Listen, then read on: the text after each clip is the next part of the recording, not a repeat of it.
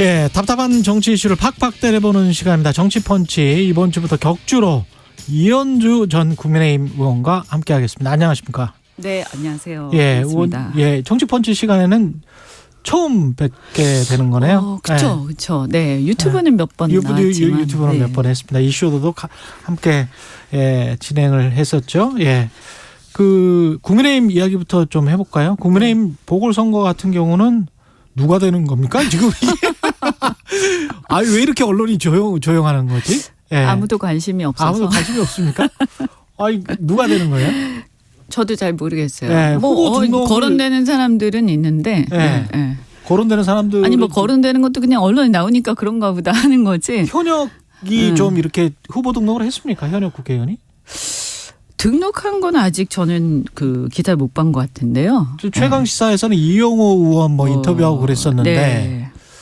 그랬는데 이용호 의원은 아직 등록을 안 한 것 같이 보이는데요. 지금 등록했으면 등록했다고 나오겠죠. 그렇죠. 현역 네. 의원이 지금 안 보여요. 네. 아니 현역이든 뭐든 등록했다고 나오는 아니 워낙 관심이 없어서 그런가요? 지금 이게 태영호 의원의 대타죠. 그렇죠.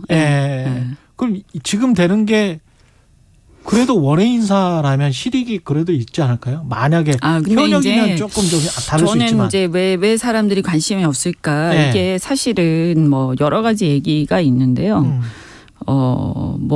얼마나 갈 거냐 하는 그런 것도 좀 있고. 얼마나 갈 거냐? 지도부가 김기현 체제가? 체제가 계속 갈 거냐? 비대위로 갈 수도 있지 않을까? 그러니까 지도부의 현재 이런 상황으로 총선을 치르기에는 뭔가 좀 부족한 듯하다 이런 얘기들도 좀 있고. 국민의힘 내부에서? 네. 그리고 일단은 어쨌든 이 사태 자체 그러니까 최고위원 2명이 이렇게 된 거 자체가 물론 한 명이 사퇴했지만 이렇게 된 거 자체가 이게 뭔가 이 자체가 사실은 김기현 지도부에 굉장히 큰 타격이죠. 그리고 두 분이 1등 2등 아닌가요 거의? 1, 2등 아니면 2, 3등 이 정도 됐을걸요. 아니죠. 태영호 의원은 거의로 마지막이었나? 김재원 의원이 1등 수석 최고위원이었죠. 그렇죠. 그러니까요. 그 김재원 최고도 사실은 지금 거리 상태가 돼 버렸으니까. 네, 사실은 좀 그렇잖아요. 그렇죠. 사실상 이렇게 거리 상태에 가깝다고 봐야 되니까. 원외 인사 지금 2명만 후보 등록을 했다고 보도가 되는 것 같은데. 네네. 원내 인사로 어떻게 교통 정리를 할까요? 지도부에서? 만약에 이렇게 조금 비중 있는 사람으로 교통 정리를 한다 그러면 어떻게든 한번 끝까지 가보겠다 이 지도부를 가지고 그런 의지의 표명이라고 봐야 되겠죠. 근데 그게 아니고 그냥 유야무야 내지는 그냥 형식적인 임명인 것 같다. 그러면 뭔가 여러 가지, 그러니까 사실상 지금 문제가 뭐냐면 김기현 지도부 체제 자체가 어떤 당의 그 지도부로서 어떤 독자성 내지는 당권의 행사 가능성 이런 것들에 대해서 공천은 마찬가지고요. 사람들이 잘 그렇게 될 거라고 생각하지 않죠. 실질적으로 그때 이제 친윤 논란도 있었지 않습니까? 그런 것처럼 윤심 논란이 있었죠. 그래서 실질적으로는 용산에서 다 하는 거 아니냐. 다 이렇게 생각하고 또 태영호 최고 물론 밝혀진 건 아니지만 태영호 최고의 그 녹취라든가 이런 것들이 여전히 그렇죠. 의혹으로 계속 남아 있죠. 그러면 이런 상태에서 이 최고위원이 무슨 의미가 있냐? 물론 이제 그래도 최고위원 경력이라도 한번 달아보고 싶다. 이런 사람은 있을 수 있죠. 있을 수 있는데. 집권여당 최고위원인데. 또 그런 경우에는 또 사실 당 입장에서 그게 도움이 되겠습니까? 그런 사람이. 그러네. 그러니까 당이 원하는 인물과 본인의 희망사항이 다를 수가 있겠네요. 그렇죠. 충분히. 그리고 그 최고위원의 성향이나 이런 것도 그것도 또 맞아야 되고요. 이른바 친윤 쪽으로 지도부가 지금 그렇게 계속 갈 수밖에 없는 걸까요? 그렇죠. 당연히 특별히 사정 변경이 없으니까. 근데 이제 예를 들어서 그런 이제 친윤 인사를 하긴 해야겠고, 근데 총선을 앞두고 너무 친윤 색깔이 드러나도 또 곤란하고 굉장히 딜레마 상황에 있는 거고, 또 아주 친윤 인사가 또 아니면 이 상황에서 누가 이렇게 선뜻 하겠다라고 하겠습니까? 그리고 예, 그래도 좀 정치를 좀 길게 멀리 보는 사람들 입장에서는 지금 이 지도부가 얼마나 갈지도 모르고 또 여기서 또 윤심 논란이 있었던 지도부고 여기에서 또 다른 어떤 분란이 휩싸일 수도 있고 이랬을 때 개인적으로도 그렇고 대외적으로도 그렇고 무슨 큰 실익이 있을까. 그러니까 뭐 정무적 판단이 어쨌든 좀 다들 안 나가는 쪽으로 생각하지 않을까요? 그렇군요. 예. 근데 윤석열 대통령 지지율은 지금 뭐 일부 여론조사에서는 뭐 올해 최고치를 기록했다 이런 보도도 있던데. 근데 여론조사라는 게 올해 최고치 이런 게 예. 사실은 기관마다 다 천차만별이기 때문에. 그렇죠. 천차만별이긴 합니다. 네. 예. 그래서 뭐 어떤 예를 들면 저는 뭐 갤럽이라든가 예.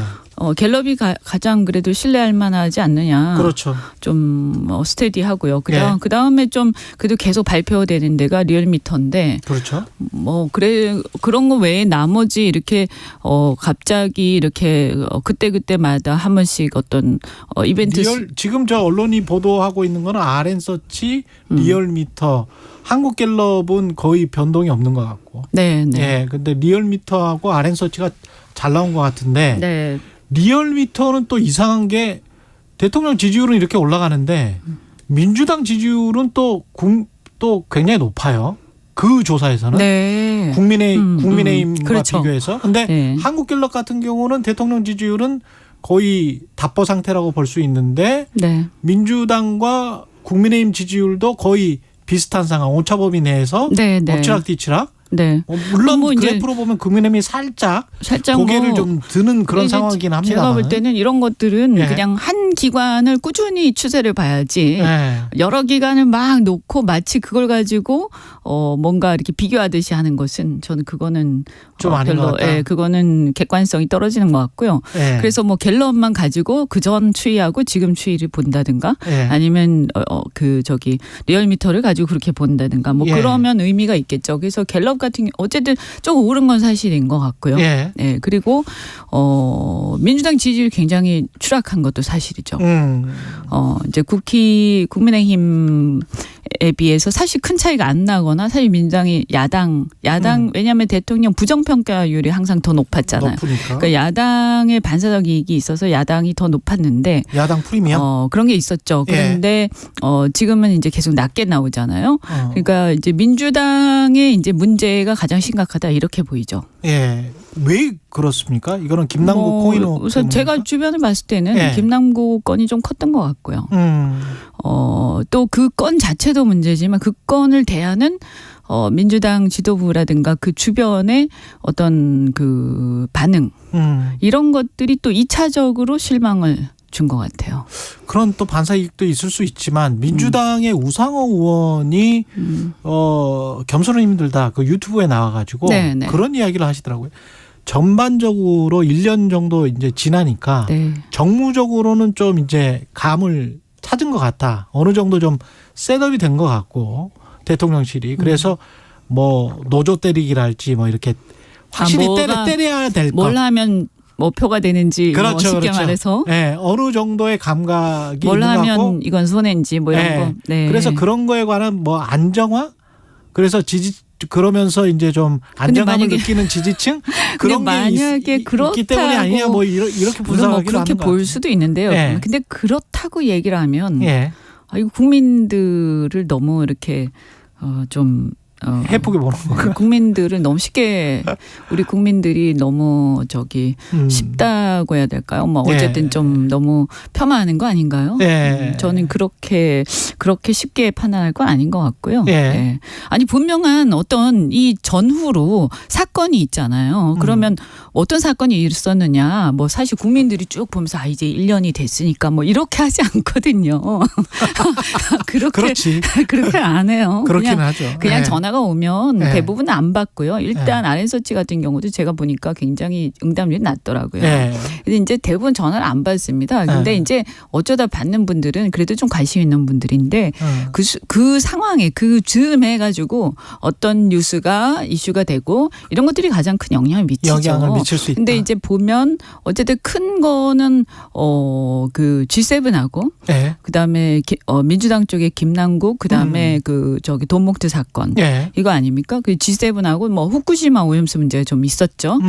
그런데 이제 사실은 G7 후쿠시마 오염수 문제는 사실 그 전에 어떤 한일 회담의 연장선상에서 전 충분히 반영이 이미 됐던 거 아닌가 싶고. 네.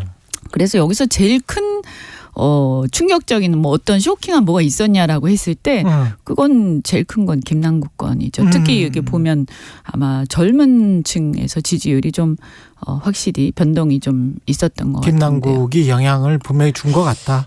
네, 예. 일단 뭐 이게 무슨 법적으로 잘못이 있다 없다 이런 문제가 아니고 그냥 젊은 사람들이 사실은 우리 이제 20, 30대는 제가 이렇게 보면 얘기를 좀 나눠보면 특정한 지지를 하는 정당이 없어요. 특정한 지지를 하는 정치인도 별로 없고요. 예. 그리고 굉장히 빨리 실망하고 또 잘하는 게 있으면 또 다시 또 빨리. 보기도 하고 예. 그래서 이렇게 예전에 보면 40, 50대까지만 해도 예. 일정한 추세가 있었잖아요. 예를 들면 지금 충성도 같은 그렇죠. 것. 그래서 예. 팬심 같은 거랄까요? 그래서 한 60, 70대 이상이다 이러면 뭐 지금 60대라기보다 한 7, 80대 이상 예. 이러면 과거의 산업화 세대로서 이 함께 그 어떤 역경을 거쳐온 어떤 시대적 동질감 이런 게 그렇죠. 있거든요. 예. 또 그 밑에 세대는 또 노무현 대통령의 탄생부터 시작해서 노무현 현상을 함께 겪어온 시대적 어떤 공감대가 있어요. 그 시대 정신이랄까요. 예. 지금 아직 이 밑에 세대는 그런 시대 정신 내지 시대적 공감대가 형성된 정치 세력이 없어요. 그들과 함께. 게다가 그 네. 개인주의가 이건 좋은 의미입니다. 좋은 의미의 뭐 정치에 개인주의가 조금 굉장히 발달한 그렇죠. 세대인 것 같아요. 그러니까 과거처럼 정치적인 연대라든가 어떤 조직이라든가 이런 것들이 잘 먹히지 않는 세대죠. 그리고 집단주의적이지는 않아요. 그렇죠. 뭐 예. 그렇다고 정치에 관심이 없는 건 아니지만 그렇죠. 그래서 그냥 비교적 덤덤하게 보는 것 같은데 어쨌든 윤석열 대통령 집권한 이후에 굉장히 실망을 많이 이탈을 했었는데 특히 네. 69시간 뭐 이런 것들 예. 그랬는데 그래서 민주당에서 떠났다가 민주당을 다시 쳐다보기 시작했는데 그런데 다시 또 실망을 하면서 이렇게 좀 돌아선 그런 분들이 좀 많지 않았을까. 물론 다 그런 건 그러면은 아니겠지만. 뭐 네. 민주당의 윤리위원장, 심판위원장 이야기대로 김남국 의원 제명 이렇게 처리를 한다면 그런 어떤 민심이 돌아올까요? 그렇게 한다고 금방 탁 들어오진 않겠죠. 뭐 이렇게 사람들이 그걸 딱 지켜보고 국민들이요. 그걸 딱 지켜보고 있다가 제명했어. 그냥 돌아서야지 이렇게 하지 않잖아요. 그러니까 그냥 흐름을 보겠죠. 저는 진정성을 보여주는 게 되게 중요하다고 생각해요. 민주당 입장에서는 진정성. 그러니까 잘못을 하고서도 한 번도 잘못을 인정하지 않는구나 이런 이미지가 좀 있단 말이에요. 근데 이제 그것이 과거에 이제 운동권, 그러니까 민주화 시대에는 워낙 그 시대적인 어떤 희생과 헌신 이런 것들을 국민들이 인정을 해왔기 때문에 그런 것들이 넘어갔었는데 지금 세대는, 지금 젊은 세대는 그런 거하고 무관한 세대예요. 그렇기 때문에 보면서 그냥 판단하는 거죠. 그런데 이제 아직도 제가 보면 애람되지만 그런 부분들에 대해서 과거에 이렇게 국민들의 사랑을 많이 받던 그런 시대에서 아직 못 be 것 같기도 하고요. 예. 네, 그건 민주당의 혁신 과제겠죠. 예. 대통령은 지금 뭐 진정성 이야기 하셨으니까 진심과 또 홍보화 이게 또 선이 좀 묘할 때가 있는데 네. 그 동물 예능 프로그램에 출연을 해가지고 뭐 진심으로 동물을 아끼는 마음을 보여준 건지 아니면은 홍보성인 건지 그리고 그 홍보성에 어떤 언론이 물론 뭐 본인들 나름대로의 스케줄 때문에 네. 또는 뭐 섭외를 하다 보니 그렇게 됐다라고 지금 이야기를 하고 있으니까 근데 어떻게 보세요? 이걸 받아들이는 저는 사실은 입장에서는? 그 프로는 못 봤어요. 예, 예. 네, 그리고 저는 그런 프로 잘 안 봐요. 동물 프로를 잘 안 보시는구나. 아니 꼭 예. 그런 건 아니고 예. 그냥 이제 뭐 정치인들이 나와서 이렇게 아, 하는데 정치인들이 뭐 뻔하니까 정치인들의 애는 예. 그거는 이제 뭐 어떻게 진행될지 뻔하지 않습니까? 예. 그 여야를 떠나서 그래서 잘 보진 않는데요. 어쨌든 뭐 홍보 목적도 있고 또 뭐 전혀 그런데 뭐 전혀 그렇지 않은데 뭐 또 하는 척하는 것도 그 다 드러나기 때문에 뭐 이게 동물과 관련해서는 뭐 그 동물 애호가다 이런 거는 좀 많이 알려져 있지 않습니까? 예. 네, 그래서 그게 뭐 가식이다 전적으로 그건 아닌 것 같은데 예. 근데 문제는 뭐냐면 저는 이제 이 대체적으로 보면 이제 인권과 관련해서 뭐 일부에서는 또 그렇게 얘기 안 보는 분들도 계시지만 야당 또는 이제 좀 진보적인 층에서는 인권과 관련해서 굉장히 부정적으로 굉장히 비판적으로 보지 않습니까? 예. 또 실제적으로 제가 보면 이 노동 정책에 대한 특히 이제 대노조 정책에 대해서 어떤 문제 의식은 저도 공감하는 부분이 있지만 그것을 다루는 태도가 방식. 저는 예. 태도와 방식이 좀 문제가 있다. 굉장히 비민주적인 예. 부분이 있고. 한 분이 또 돌아가시고. 네, 그리고 예. 그냥 돌아가시고 어쨌든 사람이 죽었잖아요. 예. 근데 이것은 보통 일이 아닌 거죠. 근데 그렇죠. 사실 그전과 달리 아무렇지도 않게 지나가는 듯한 느낌을 받단 말이에요. 그러니까 이것을 슬퍼하지 않고 공감하지 않고 이것이 뭐 견해 아니 정치적인 또는 정책적인 또 미래를 보는 비전에 있어서 견해 차이가 있을 수 있죠. 그렇지만 인간적인 부분은 또 다른 문제란 말이에요. 근데 하필 이 시점에. 네, 근데 이제 그런 것들 그다음에 후쿠시마 오염수와 관련해서도 대통령의 얘기도 우리가 듣지만 그럼에도 불구하고 우리 국민들을 충분히 대통령의 입장에서 우리 국민들 편에 서서 말씀하시나? 예. 일본의 편을 너무 들어주는 것 같은 느낌? 굳이 그럴 필요 없는데 예.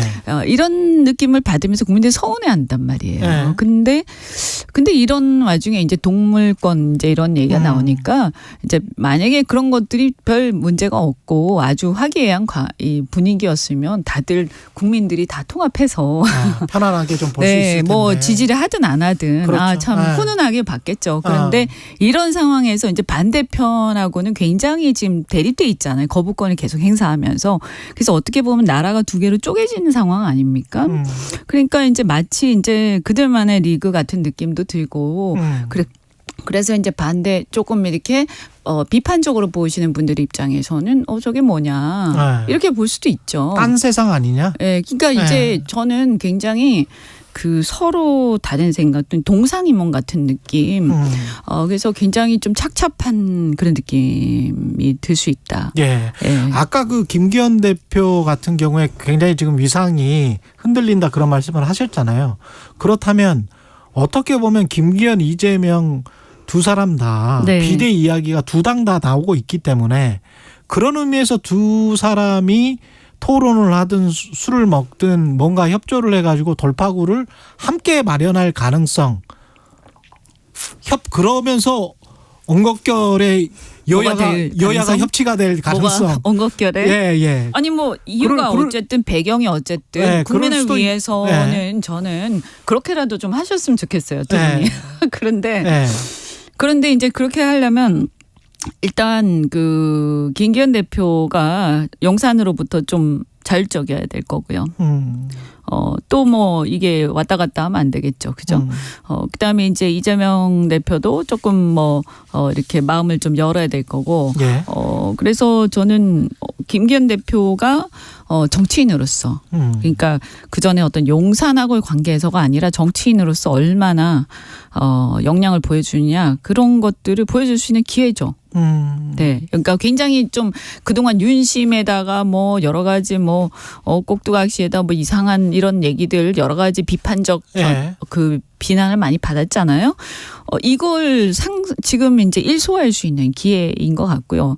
어차피 이렇게 하든 저렇게 하든 결국 그 비대위 문제라는 게 여러 가지 용산의 스케줄대로 가지 않겠습니까? 예. 그러면 저는 지금 이렇게 그 최고위원 둘이가 이렇게 된 마당에 김기현 대표는 리더십이 거의 무너졌다고 봐야 되거든요. 그래요? 네, 그렇게 봐야 될 것 같아요. 그래서 한 가지만 용산은 용산의 스케줄대로 진짜 갑니까? 아니면은 그래도 아무리 그래도 그 중간층을 소구를 하려면 뭔가 좀 이렇게 어루만지는 그러면서 대화를 하고 통합적인 분위기 뭐 이런 거가 선거 때 좀 나오지 않나요? 뭔가 하긴 하겠죠. 뭔가 네. 뭐 그래도 표를 위해서 뭔가 네. 하긴 할 텐데 그것도 역시 저는 용산의 그냥 스타일과 스케줄대로 가지 않을까. 아, 뭐 그래요? 이렇게 예. 당과 막 협의를 하고 막 이렇게 그런 게 아니라 그냥 일방적으로 어떤 갑자기 어떤 계기로